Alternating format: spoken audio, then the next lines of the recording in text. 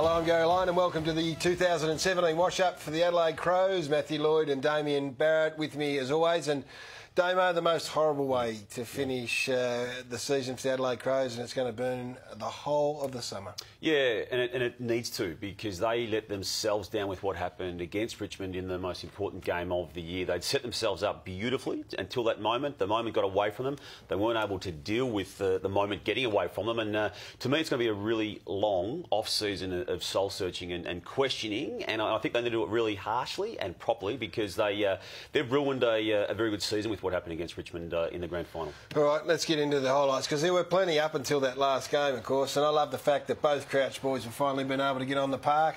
Matt has been around for a while now. Brad's had injury after injury. They both started to play, and I think you got a sense and appreciation for how talented they are.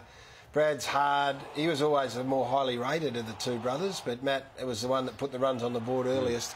Brad came late. I think it's exciting.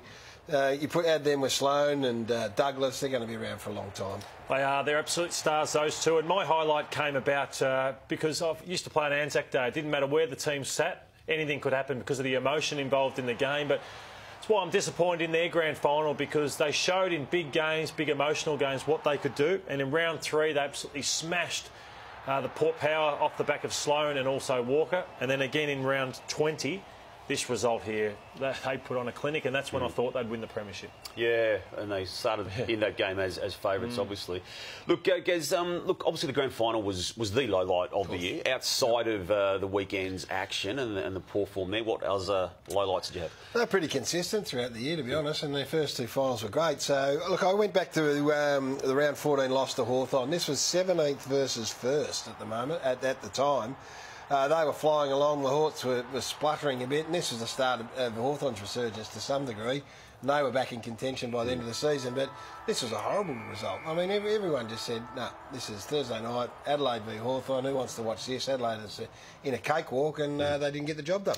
Yeah, mine came a bit later in the season when it got to the qualifying final stage, and this happened to Brodie Smith, and he's now out, obviously, for the remainder of this year's final series, and will probably miss all of 2018 too, given that's a serious ACL. The realisation of that situation hitting in there, and then real class from him, and he had the arm around Sam Jacobs to comfort him, although who that week had lost his brother. We saw what Basher Hawley did on grand final day. That could have been Brodie Smith, so he was a huge loss. Yeah, he and McGovern were missed enormously, weren't they? What, out of 10, Lordo, I'd be interested in this. Yeah, I've dropped them down to a 7 because I thought they had the most talent in it, but didn't win it. Yeah, I've got the same mark too, Gaz and Lordo, just because of how badly they went in the grand final. Well, I figure if you win the grand final, it's a 10. I've taken 2 off for their performance. I thought the home and away and finals up to that stage were great.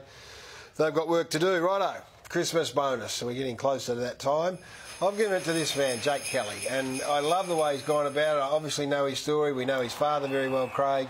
He hardly gave a goal up for the year, Jake. Worked within his limitations. His kicking was the issue early. He went at a very high percentage because he kept it pretty basic. He didn't try and bite off too much. And I think competitively he's as good as any on the list. He's a real fierce competitor. And he wasn't the worst in the grand final. He had a couple of moments. He might have even tweaked the hammy a little bit. And so he gets a nice bonus, Jake. So great effort. Yeah, my bonus comes for Sam Jacobs. I easily could have thought that he could have been the All-Australian ruckman. So I don't think there was much between he and Ryder. He just kicked goals. I thought he tried extremely hard on grand final day. Obviously, Nankervis had his good moments as well. And I want to show some highlights also of this showdown, because he absolutely dominated Ryder and he won his 3rd medal in that big showdown game. So he's a ripper, and they're in a good position with him in the ruck. It's interesting, isn't it, going forward, and maybe a discussion for another time, what the role of the ruckman, because whilst he was dominating against Sean Grigg in that grand final, they were winning clearances and enjoyed their best period. All right, we've got to get rid of a couple because you've got to move a few in, regardless of whether you win or lose a grand final. So I think Cole Cheney, those sort of players that have been on the list for a little while, their time may be up, and even Troy Menzel, really talented footballer that hasn't been able to realise his potential. Yeah.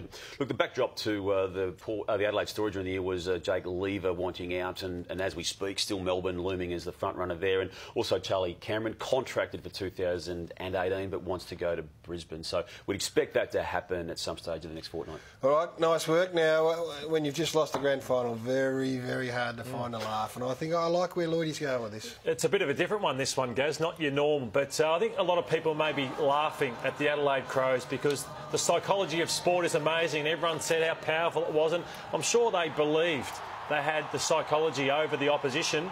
On grand final day, I thought they took it to a new level. This is Geelong, obviously, it worked in the prelim as well. That was against Geelong in the first final also. This grand final day, I thought they took it to a new level. Watch Richard Douglas after this. He goes charging at Richmond. He's about the 5th player in, slapping their hands together, trying to intimidate the Richmond Football Club. Richie Douglas comes in, he charges at them. But I wonder whether they'll do it in round 1 of next year, after the back of that grand final performance, when on field they were found wanting. Nice, you've got to go and back it up, don't you? Yeah, you do. Very nice indeed. All right, well, how are they going to improve? They've got to improve on the big game if they get there again, obviously, who they need to recruit. Damo, my thought is that they continue to lose players off their list. Dangerfield, Davis, Gunston, Tippett, Vince, Bock. Now we think that Lever is probably going to be one, and maybe even Charlie Cameron for different reasons. Do they have to look at the way they handle their contracting of players? Yeah, they do, but at the same time you can actually look at each one in isolation and actually realise that they've all gone for their own very personal reasons. So whether they just have a ban on players outside of Adelaide, that would be the silly and simplistic way to deal with it. But it's an issue, isn't it? Jack Graham in the grand final, given his they did that way, so yeah. Look, my sort of I like the way Tex Walker and Josh Jenkins carry themselves publicly. Now I know that it's easy to say right now that it backfired and blew up in their faces because of how they played in the grand final, but ultimately the words they offered publicly had nothing to do with how they performed on that day. I'd like them to somehow keep continuing to do it, because to me it was a breath of fresh air in a media that sometimes can be very dry. Yeah, I'll look at the midfield over the summer. I think that losing Cameron, if they do, and they let him go to Brisbane's a massive loss, because I think they lack a little bit of speed through that midfield. I think Bryce Gibbs would be great to get in there, but Malera, I think, is one player that needs to come in for that extra leg speed if they lose Cameron.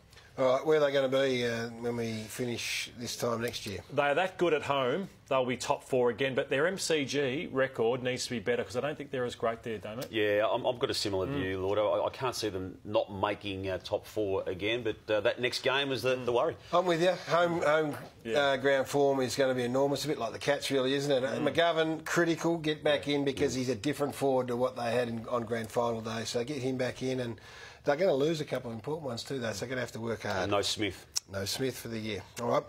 Well done, boys. That has been the wash-up for the Adelaide Crows of 2017.